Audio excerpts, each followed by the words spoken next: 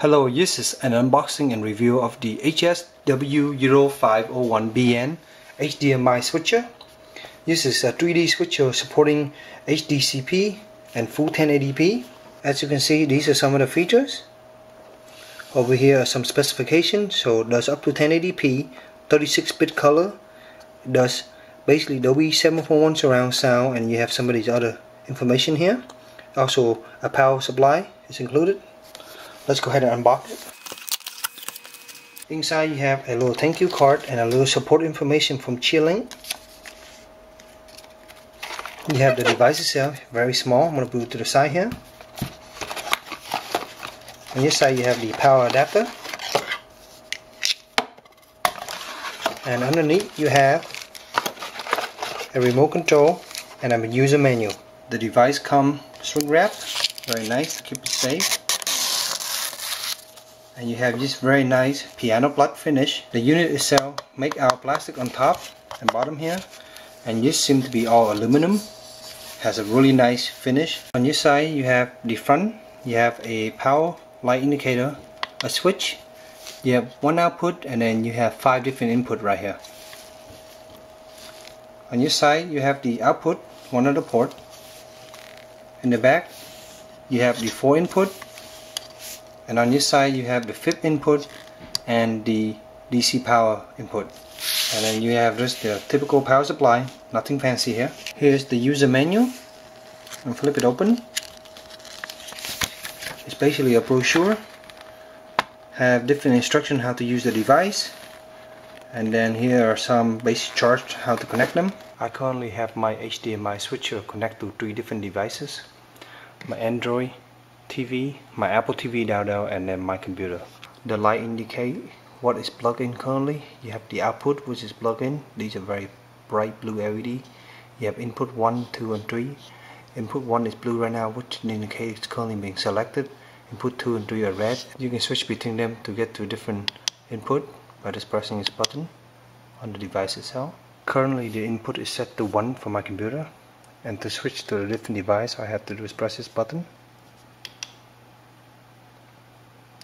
Now we're going to the next input. This is the Android tablet, and then finally the third input I have is my Apple TV. You can switch between the different input by using the remote control that's included. Right now it's in input 3, so I can switch to 2 for example, and that will take you to input 2, which is my Android tablet, and then 1 is my PC, as you can see, and it's working fine. You can also go up and down between the input. As you can see, there is about a second delay between input. Another option you have is the memory button. So if you press the memory button, it will remember it uses the input. So next time, let's say you turn the device off, that's input 3, and you plug it back in. It will go right back to the last input, which is input 3 according to the memory setting. The switcher itself will sense which port is activated and will automatically set to that. So if you have 5 different devices that's input and one of them is on, it will automatically switch to that.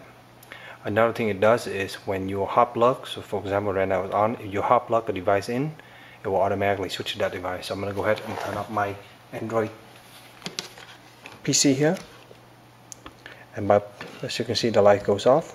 And if I plug it back in to give it power, the light will come on, and it will automatically switch to that active device that I just plugged in, which is the Android PC. Overall, the HDMI switch 5-to-1 worked quite well. The device itself is very small, and the functionality is very simple to use. To switch between the different input, all you have to do is use the switch button here on the device itself. Or you can also use the remote that's included. The remote is just as simple as using up and down to change it from one input to another, or using direct input number to select your input. You also have the memory functionality, which allow you to remember the last setting, so when your device is turned up, next time it come back on, it will remember to come right back onto this input. One thing I didn't really like about this device is right here. You have the input for the power right here on the side.